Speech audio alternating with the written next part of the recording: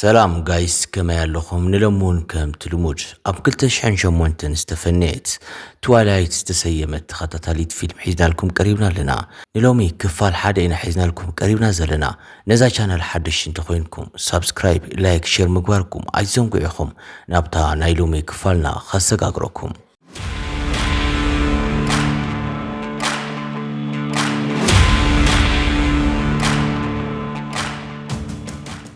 فيلمنا زيجمر بيلا تباهل قوال كبادي اتفليا نهابوا اندخدت يرينا ناي بيلا بوا دما چارلسي بحال ناي فور كتما بوليسيو بيلا دما ولا كوا مسادي اندا نبرت انت نبرت مسابا اغن طبق زبل ركب نيروايو اب غزات قميدان كلا ابا مسعارك بيلي كوين حانت ميكينا غزيوم سربرايز يغبروا بيلا دما سلو كل ነገር مسامسገነتم دما مسمت عبيتا جاكو خوينا مصوات تجمر بيلا دما قصيلا واو دسيبل نبي تمرت زكايد نسب رخيبه يتبلو جاكو دما يقارصامو نسو ابناتون بيت تمرت كم زي مهاري نغرا بصباحيت دما بيلا نبي تمرت تمرح قصيلا دما يعرخت نمتراي غزي وسدلان نحده إيريك استبهاله تمهاراي تفالطمو نسون بغدو مسكالوت يعرخت يفالطا بيلا گن حده معالتي ناي كارالايزر كولن زرزلو ود تريومو قلب يسحبو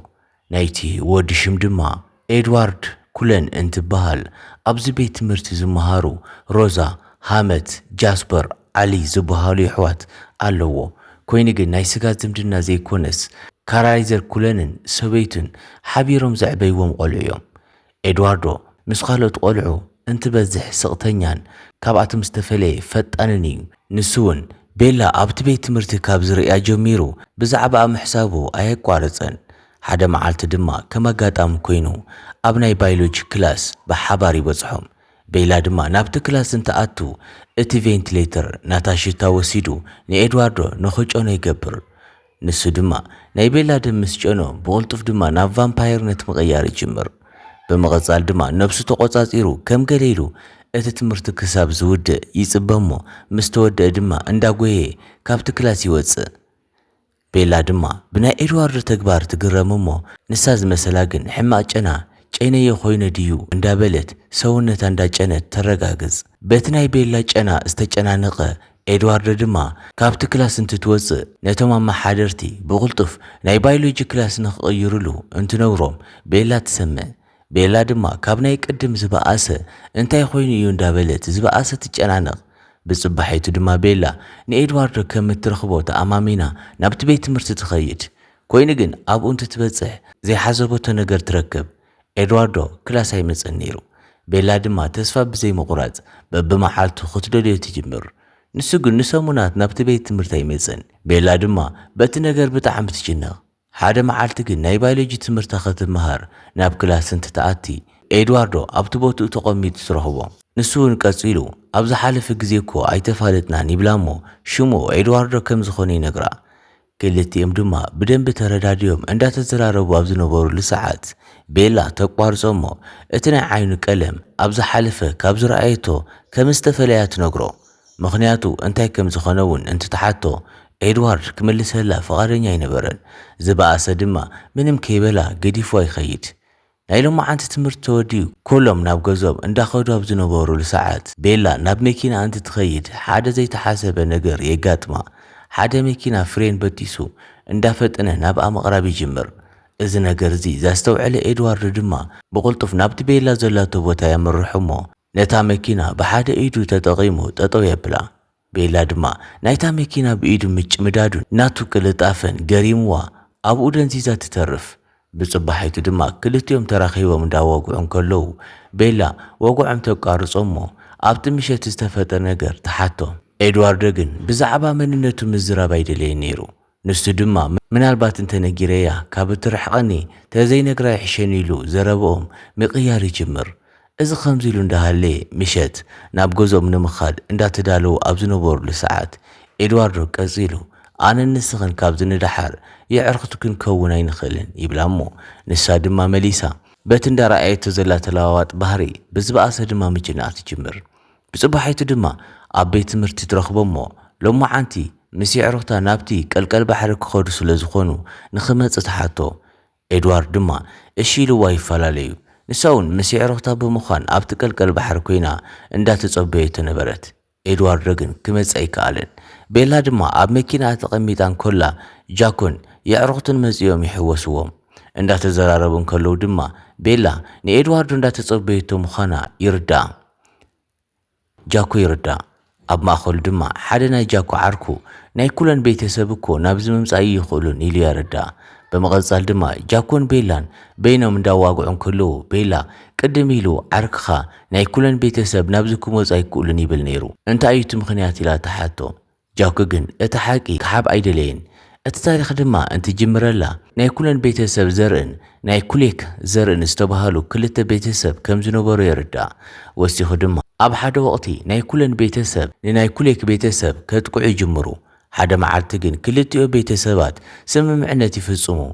በቲ ስምምዕነት መሰረት ድማ ናይ ኩለን ቤተሰብ ናብዚ ከባቢ ንኸይመጹ ተኣጊዶም እዮም። ናይ ኩሌክ ቤተሰብ ድማ ንናይ ኩለን ቤተሰብ ምሽጥር ንኸየውፅእሎም ተሰማሚዖም እዮም። በዚ ምኽንያት እዩ ድማ ኤድዋርዶ ናብዚ ክመጽእ ዘይከኣለ ይብላ። ጃኮ ድማ እዚ ታሪኽ ቀደም ዝተፈጠረ ነገር እዩ እሞ ምንም ቁም ነገር የብሉን እንተደሊኸ ግን ኩሊክ ዝተባሃለ መጽሓፍ ኣሎ ኢሉ ይነግራ እሞ ይፈላለዩ። ቤላ ድማ ናብ ገዛ ኣምሰኣተየት ጃኮ ዝበላ መጽሓፍ ኣብ ጎጉል ምእላሻት ይጅምር። ድሕሪ ብዙሕ ኣድኻማ ኣለሻ ድማ ቤላ እቲ ጃኮ ዝበላ መጽሓፍ ትረኽቦ። ከም ዕድል ኮይኑ ድማ እቲ መጽሓፍ ኣብቲ ንሳ ትነብረሉ ከባቢ ይሽየጥ ነበረ። ብጽባሕቱ ድማ ቤላ ምስ ዕርኽታ ኮይና ኣብ ዝቐረባ መዓልታት ንዝግበር ፓሪ ክዳን ምግዛእ ይጅምሩ። ቤላ ድማ ምሸት ትእልሾ ዝነበረት መጽሓፍ ትዝ ይብላ እሞ ነተን ዕርኽታ ሓደ ግዜ ጽንሓኒ መጽሓፍ ክገዛእ ኣለኒ ኢላ ናብቲ መጽሓፍ መደበር ተምርሕ። ኣብኡ እንትትበጽሕ ድማ ኣብ ውሽጢ እቲ መደበር ከም ናይ ጃኮ ዘርኢ ዘለዎ ሰብ ትረክብ እሞ ካብቲ ሰብኣይ መጽሓፍ ገዚኣ ትወፅእ። ቤላ ድማ ነቲ መጽሓፍ ሒዛ እንዳተመለሰትን ኮላ ኣብ መንገዲ ብዙሓት መናእሰይ ይረኽብዋ። ኸቢቦም ክሃርምዋ እንትፍትኑ ድማ ኤድዋርዶ ካብዚ መጽኡ ከይተባሃለ ናብኣ ብመኪና ይመጽእ። ቀጺሉ እውን ካብቶም መናእሰያት የትርፋ። ኤድዋርዶ ድማ ቤላ ሒዙ ናብቲ የዕርኽታ ዝጽበይዋ ዝነበሩ ቦታ ይወስዳ። ኣብኡ እንትትበጽሑ ድማ የዕርኽታ ኣንታ በይ ነርኪ ንሕና እኮ ምስ ደንጎ ይኹና በሊዕናን ሰቲናን ወፂና ይብልዋ። ኤድዋርዶ ድማ ቀጺሉ ኣይ እቲ ጥፍኣት እናተ እዩ ኣነ እየ ዘርፈድኩልኩም ይብሎም እሞ ኣብዚ በፂሕና ከይበላዕኸካ በትመለሲ ኣነ ክእንግደክ ኢሉ ናብ ውሽጢ ንኽተኣቱ ይገብራ።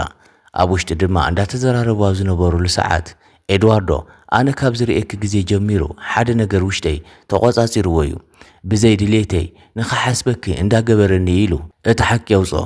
ክልቲኦም ድማ ናብ ገዛ ኣብ ዝኸዱሉ ሰዓት ኢድኒ ኢድ ይነኻኽኡ እሞ ቤላ ግን ናይ ኤድዋርዶ ኢድ ካብ ወትሩ ብዝተፈለየ መልክዑ ብጣዕሚ ዝሑል ከም ዝነበረ ተስተውዕል። ኣብዚ ግዜ እዚ ድማ ኣብ መንገዶም ናይ ቤላ ቦኣ ይርእይዎ። ንሳቶም ድማ ብቕልጡፍ ብዛዕባ እቲ ኩነታት ንምፅራይ ናብቲ ቦታ የምርሑ። ናይ ኤድዋርዶ ቦኣ ድማ ሎማዓንቲ ንግሆ ዊሌን ዝተባሃለ ናይ ኣቦኣ ዓርኩ ኣብቲ መርከብ ሞይቱ ከም ዝተረኸበ ይነግሮም። እቲ ነገር ግን ኣጨናቐ ዝገብሮ ኣብ ማውቱ ኣብ ዝቐረባ ብዝተፈጠረ ቀትለታት ተመሳሳሊ ምዃኑ እዩ ነይሩ። ቤላ ድማ ናብ ገዛ እትምለስ እሞ ነቲ ዝገዘአቶ መጽሓፍ ምንባብ ትጅምር። ኣብቶም ብበሉ ሰዓት ድማ ሓደ ነገር ይስሕባ። ኣብ ጎግል ኣትያ ድማ ብዛዕባ እቲ ነገር ምጽራይ ትጅምር። ኣብቲ መጽሓፍ ድማ ዝሑላት ተባሂሎም ዝተጻሕፉ ሰባት ኣለዉ። እዞም ሰባት ድማ ካብ ናይ ወዲ ሰብ ዘርኢ ብጣዕሚ ዝተፈለዩ እዮም ነይሮም። ንሳቶም ኣይሞቱን። ካብ ደቂ ሰባት እውን ዝበለጸ ቅልጣፍ ኣለዎም። ዝበኣሰ ድማ ብጣዕሚ ጠንካራታት ከም ዝኾኑ ተንብብ። ኣብ መወዳእታ እውን ሰውነቶም ብጣዕሚ ዝሑል ከም ዝኾነ ተንብብ እሞ ካብቲ ዘጋጠማ ነገራት ኣታሒዛ ምሕሳብ ትጅምር። ብጽባሒቱ ድማ ንኤድዋርዶ ትረኽቦ እሞ ብዛዕባ እቲ ነገር ንኽነግራ ክትጨቕጭቆ ትጅምር። ወሲኻ ድማ ብዛዕባ ታብቲ ምሸት ዘንበቦቶ መጽሓፍ ውሽጢ ናይ ሰብን ናይ እንስሳን ደም ዝሰትዩ ፍጥረታት ተሓቶ። ኤድዋርዶ ግን ኣብዚ ሕጂ ብዛዕባ እቲ ነገር ክሓብ ኣይደለየን። ንቤላ ኣብ ሕቖኡ ተሸኪሙ ብቕልጣፈ ናብቲ ጫካ ይጎይ። በመቐጻል ድማ ሰውነቱ ፀሓይ እንትነኽኦ ክንደየናይ ከም ዘንጸባርቕ የርእያ። ቀጺሉ ድማ ኣብቲ ናይ መጀመርያ መዓልቲ ናታ ደም ጨይንዎ ነብሲ ምቁጻር ከም ዘይከኣለ እቲ ሓቂ ነግራ እሞ ኣነን ቤተሰበይን ግን ናይ እንስሳ ደም ኢና ንሰቲ ይብላ። ኤድዋርዶ ድማ በመቐጻል ኣነ ንስኽን ብሓባር ክንከውን ኣይንክእልን።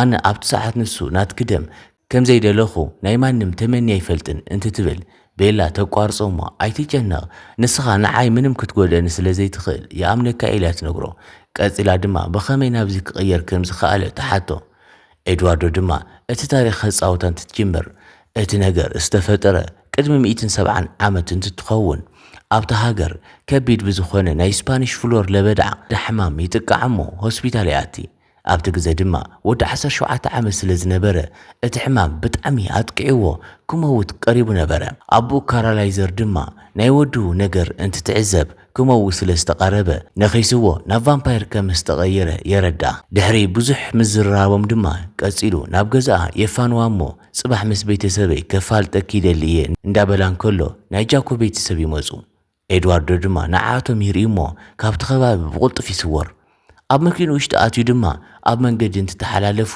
ምስ ናይ ጃኮ ኣቦኡ ሓይሊ ብዘለዎ ይፋጠጡ ቢሊ ካብ መኪኑ ምስ ወረደ ድማ ትማሊ ምሸት ብዝተፈጠረ ሓደጋ ንኣቦኣ ምሕታት ይጅምር ቢሊ ግን ናይቲ ሰብኣይ ማውታ ዝተፈለየ ብምዃኑ ናይ ኩለን ቤተሰብ ሓደጋ በፂሖምሉ ከም ዝኾኑ ይዛረቡ ብጽባሒቱ ድማ ኤድዋርዶ ንቤላ ሒዙ ናብ ገዝኡ ይወስዳ እቶም ቤተሰቡ ድማ ብጠቕላላ ነቲ ምድላው ምግቢ እንዳብሰሉ እዮም ካብ ሙሉእ ብዘይጎደሎ መብዛሕትኦም ብዝበሃል መልክዑ ብናይ መጀመርታ ምልላዮም ንቤላ ብጣዕሚ ፈትዮም እዮም ካብኣቶም ማእኸል ድማ ኣሊስ ተጠቃሲት እያ ኮይኑ ግን ብክልቲኦም ርክብ ዘይተሓጎሰት ሮዛ እያ ነይራ ንሳ ድማ ቤላ ሰብ ስለ ዝኾነት ከምኦም ናይ ቫምፓየር ዘርኢ ስለ ዘይብላ ንመጻኢ ተጨኒቓትላ እዩ ካብዚ ኩሉ ነገር ንድሓር ድማ ቤላን ኤድዋርዶን ብፍቕሪ ዓቢዶም ንሪኦም ኤድዋርዶ ድማ ንዓኣ ንዘይምጉዳእ ክብል ኩሉ ግዜ ይጥንቅቐላ ነበረ በዚ መልክዕ ድማ ፍቕሮም በብመዓልቲ እንዳወሰኸ ይመጽእ ሓደ መዓልቲ ድማ ቤላ ምስ ቤተሰቡ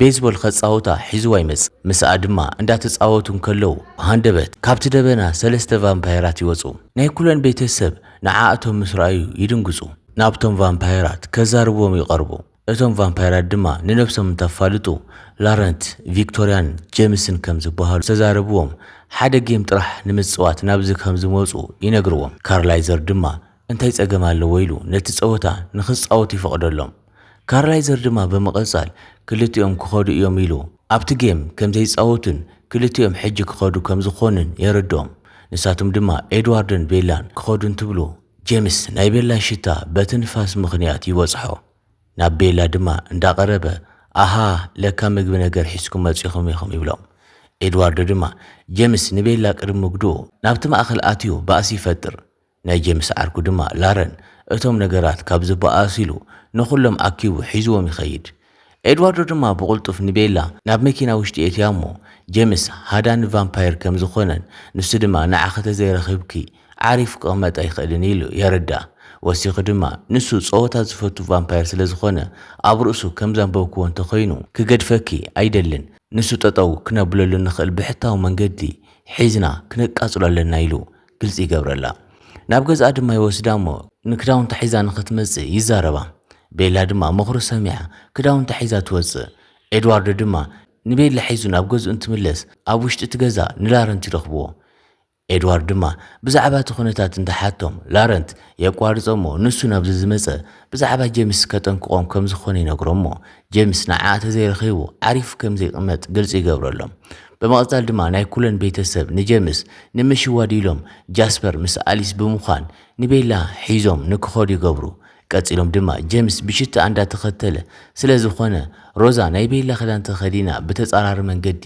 ንክኸዱ ይዘራረቡ ቀፂሎም ድማ ጉዕዞም ይጅምሩ ኣብ ማእኸል ግን ጄምስ ኣብቲ ቦታ ይበጽሕ እሞ እንዳሸወድዎ ከም ዝኾኑ ይርድኦ ንሱ እውን ሓሪቑ ካብቲ ቦታ ብቁልጡፍ ይስወር እዚ ከምዚ ኢሉ እንዳሃለየ ኣሊስ ጄምስ ናበይ ይኸይድ ከም ዘሎ ብመንፈስ ይረኣያ ንሱ ድማ ፍሊክስ ከተማ ውሽጢ ኣብ ዘሎ ሓደ ስቱድዮ ከም ዝኸደ ትነግሮም እቲ ቦታ ድማ ቀደም ቤላ ትመሃረሉ ዝነበረት ቤት ትምህርቲ እዩ ነይሩ ካብኡ ድማ ናይ ቤላ ስልኪ ይጽውዕ እሞ ንሳ ድማ ኣዲኣ መሲልዋ ነቲ ስልኪ ተልዕሎ ኮይኑ ግን ጄምስ ኣዲኣ ከም ዝዓገታ ንዓኣ ክትትርፍ እንተደልያ ንማንም ከይተዛረበት ክትመጽእ ከም ዘለዋ የጠንቅቓ ቤላ ድማ ኣዲኣ ንኸይጎድአላ ብጣዕሚ ስለ ዝሰግአት ካብ ኩሎም ተሓቢኣ ናብቲ ዝተባሃለቶ ስቱድዮ ብታክሲ ተምርሕ ቤላ ድማ ናብቲ ቦታ እንትትበጽሕ ዘይሓሰበቶ ነገር ይጸንሓ እቲ ነገር ጄምስ ናይ ኣዲኣ ድምፂ ዘስማዓ ካብ ናይ ቀደም ካብ ዝተሰኣለ ናይ ቪድዮ ምስሊ እዩ ነይሩ ጄምስ ድማ ብቕልጡፍ ናይ ቤላ ፍርሒ ብቪድዮ ብምስኣል ኤድዋርድ ምጉዳእ ተመኒ እዩ ኤድዋርዶ ግን ቀልጣፉ ብምጥቃም ናብቲ ቦታ ይበጽሕ እሞ ምስ ጄምስ ምባእሲ ይጅምሩ። ብናይ ክልቲኦም ባእሲ ምኽንያት ድማ ብዙሓት ንብረታት ይሰባበሩ እሞ ንቤላ እውን ጉድኣት የብጽሑ ኢላ።